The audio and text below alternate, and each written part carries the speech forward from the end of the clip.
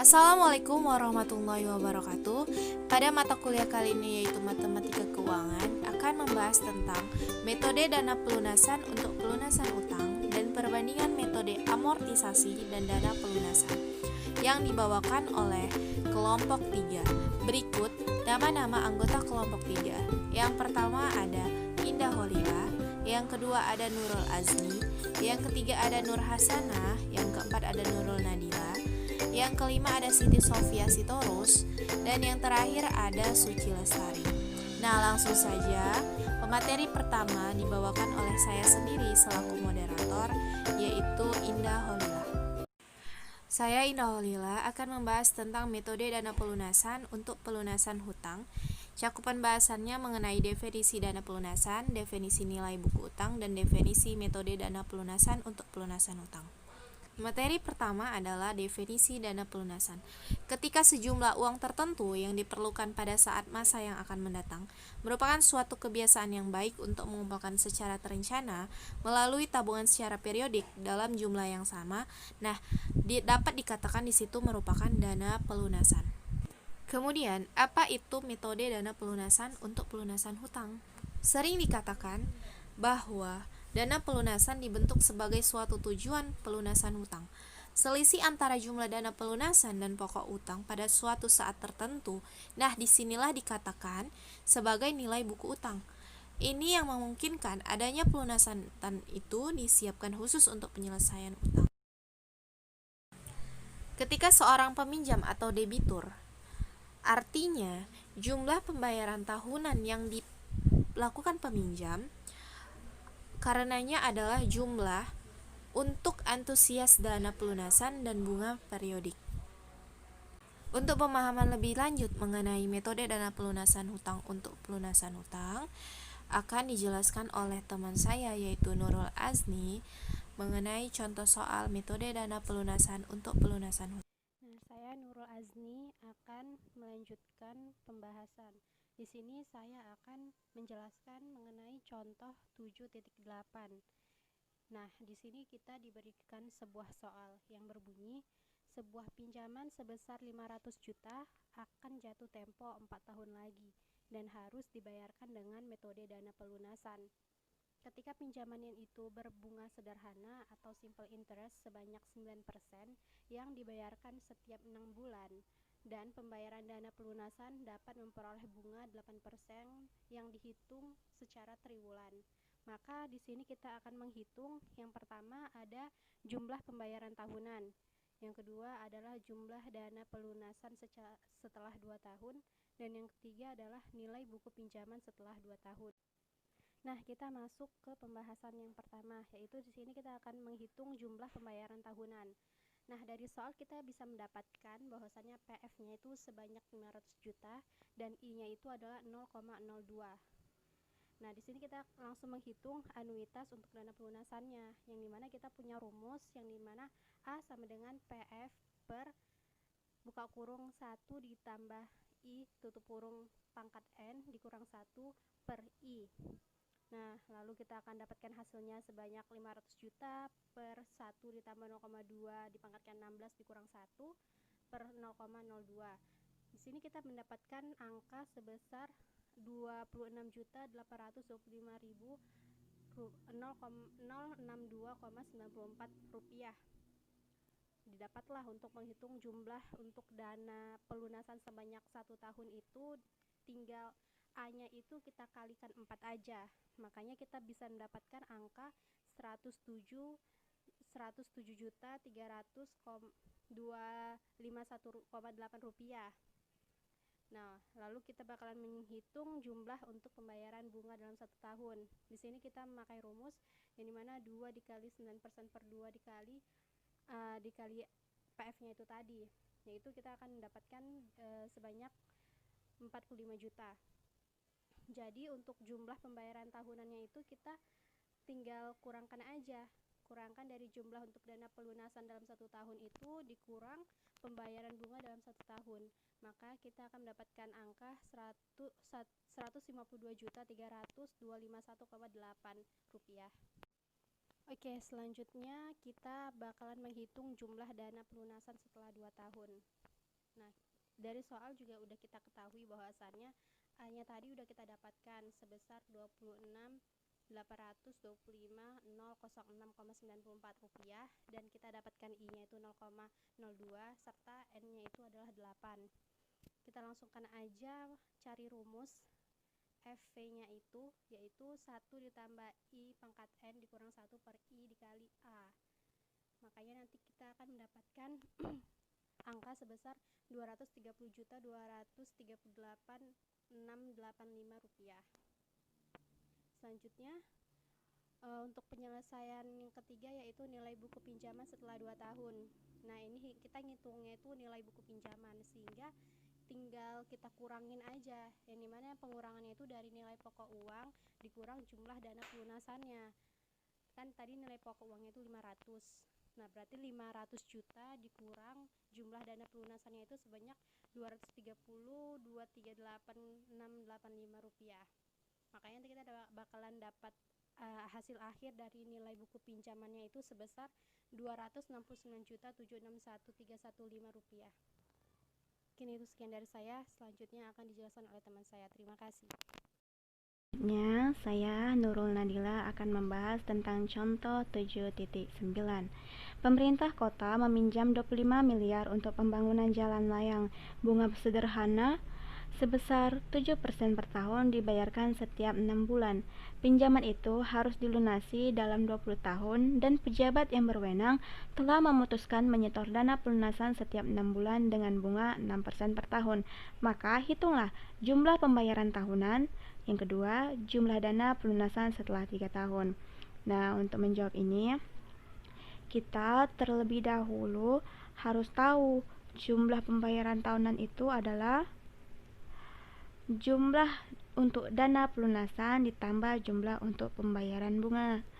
Nah, untuk itu kita harus mencari yang pertama jumlah untuk dana pelunasan, baru jumlah untuk pembayaran bunganya. Maka kita buat dulu diketahuinya. Diketahui VV-nya 25 miliar, I-nya 6% per 2, pakai yang ini 6%. Kenapa bagi 2? Karena dia ini setiap 6 bulan masih, sedangkan yang ditanya tahunan. Nah, 1 tahun itu setengah dari 12 kan, makanya menghasilkan 6 bulan, maka dia setengah kali 6%, maka 0,03. Lalu kita cari N-nya. N-nya 20 kali 2, sama seperti tadi. Karena dia 6 bulan, untuk mencapai setahun, dia kali 2.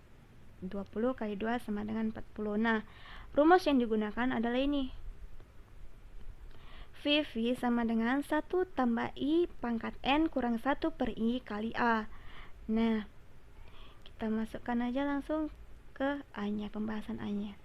Nah, kita cari dulu yang jumlah untuk dana pelunasan. Nah, karena A-nya nggak kita ketahui, maka kita cari A-nya. A sama dengan VV per 1 tambah I pangkat N kurang 1 per I. Ya udah, masukkan yang diketahui. 25 miliar VV-nya, I-nya 0,03, N-nya 40. Lalu akan didapatkan hasilnya 331.559.447,3.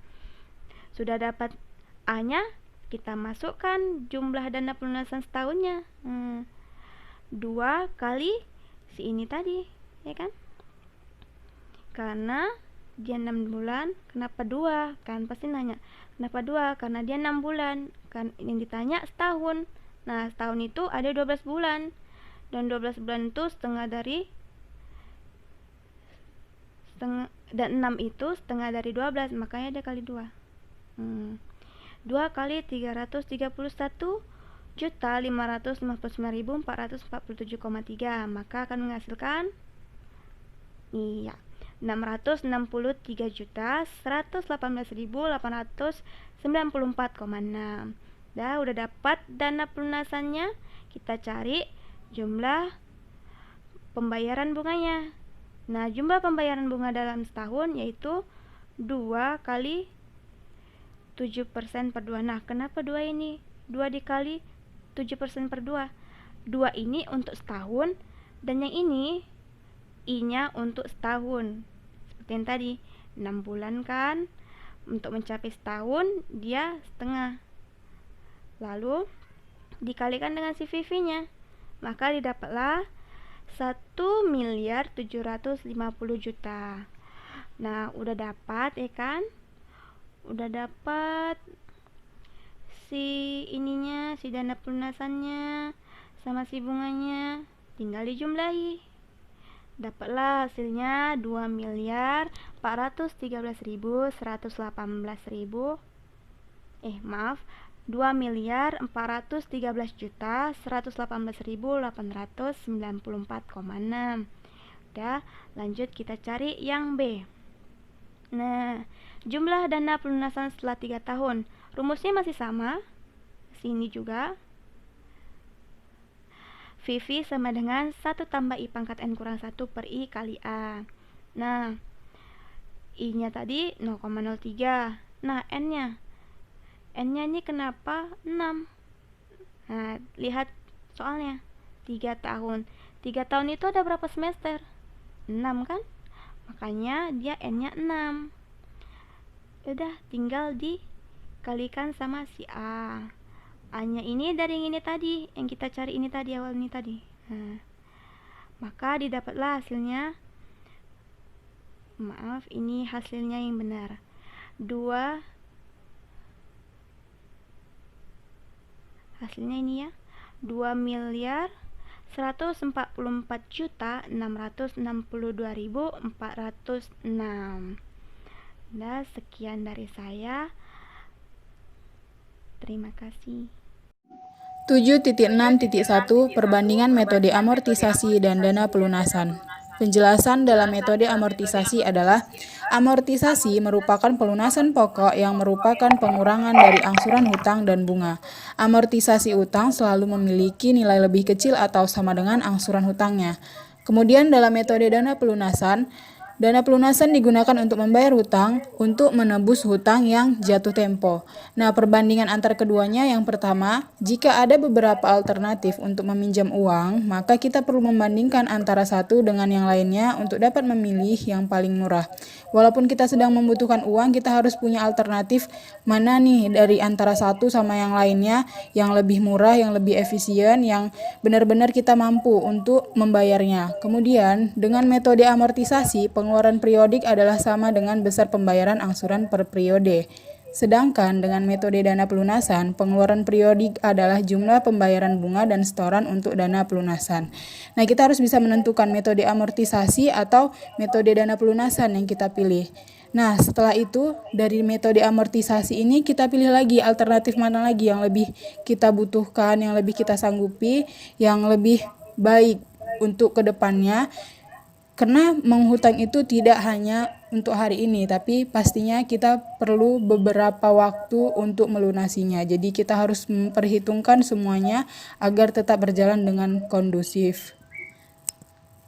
Saya akan melanjutkan materi sebelumnya. Nah, di sini saya Suci Lestari akan membahas mengenai contoh soal perbandingan metode amortisasi dan dana pelunasan.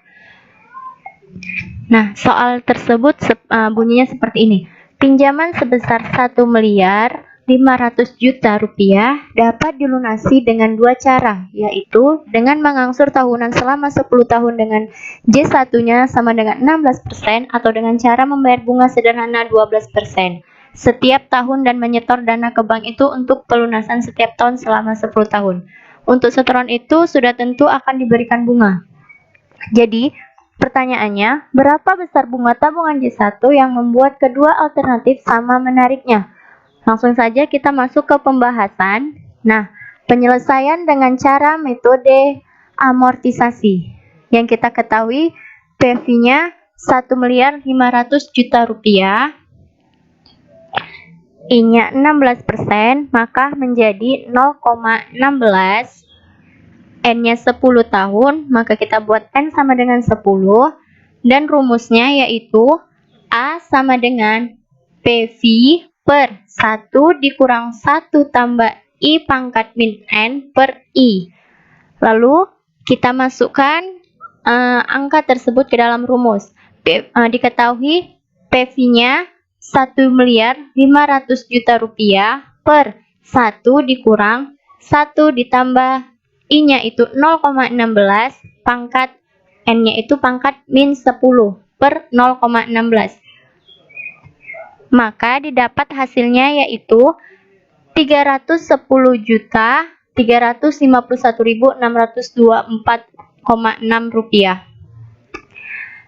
Jadi, pengeluaran tahunan untuk angsuran dengan metode amortisasi ialah 310.351.624,6 rupiah. Nah, selanjutnya akan dibahas dengan metode dana pelunasan oleh teman saya yaitu Nur Hasanah. Selanjutnya kita masuki pembahasan soal dengan metode dana pelunasan. Masih pada soal yang sama telah dipaparkan oleh Suci Lestari, kita beralih ke metode dana pelunasan di mana pengeluaran periodiknya adalah jumlah pembayaran bunga dan setoran untuk dana pelunasan. Dalam artian, suatu tujuan pelunasan hutang untuk mengumpulkan secara terencana. Sehingga langkah awalnya harus kita ketahui dulu, berapa sih bunganya? Nah, ternyata di soal diketahui teman-teman, bunga setiap tahun adalah 12%. Nah, kita kalikan dengan pinjaman awalnya, yaitu 1.500.000.000. Didapatlah 180 juta rupiah. Untuk membuat sama menariknya, setoran dana untuk dana pelunasan harus 310.351.624,6 itu kita kurangkan dengan 180 juta rupiah tadi. Nah, didapatlah 130.351.624,6. Nah, inilah letak bedanya. Amortisasi tadi kan 310.351.624,6. Kalau dia dengan dana pelunasan, dia dikurangkan lagi dari yang mencari bunga setiap tahunnya tadi dikalikan dengan persenannya. Didapatlah itu. Nah, jadi FV-nya atau nilai awal periode sama dengan 1.500.000.000, ya kan? N-nya sama dengan 10, A-nya 130.351.624,6. Kita cari FV-nya. Sesuai rumus sama dengan 1 tambah I pangkat 10 dikurang 1 per I dikalikan dengan A. Kalau dibalik tuh bisa dia rumusnya FV per A sama dengan 1 ditambah I pangkat 10 dikurang 1 per 1. Didapatlah 1.500.000.000 rupiah dibagi dengan 130.351.624,6 sama dengan 1 ditambah I pangkat 10 dikurang 1 per I. Setelah dibagikan, dapatlah dia hasilnya 11,507 sama dengan 1 ditambah I pangkat 10 dikurang 1 per I. Nah, sampai di sini mudah-mudahan teman-teman paham. Lanjut kita masukkan dengan trial and error. Kita akan dapatkan teman-teman I-nya itu sama dengan 3,08%. Dari mana? Nah, itu bisa teman-teman buktikan sendiri. Memang benar jawabannya adalah 3,08%. Karena hasilnya seperti itu, maka tingkat tabungan J1 yang dapat membuat kedua metode sama menarik ialah 3,08%. Nah, tampak ya teman-teman, udah tahu perbedaannya tadi. Dari A-nya pun sudah berbeda. Nah, sekian pembahasan dari saya. Mudah-mudahan dapat dipahami. Terima kasih.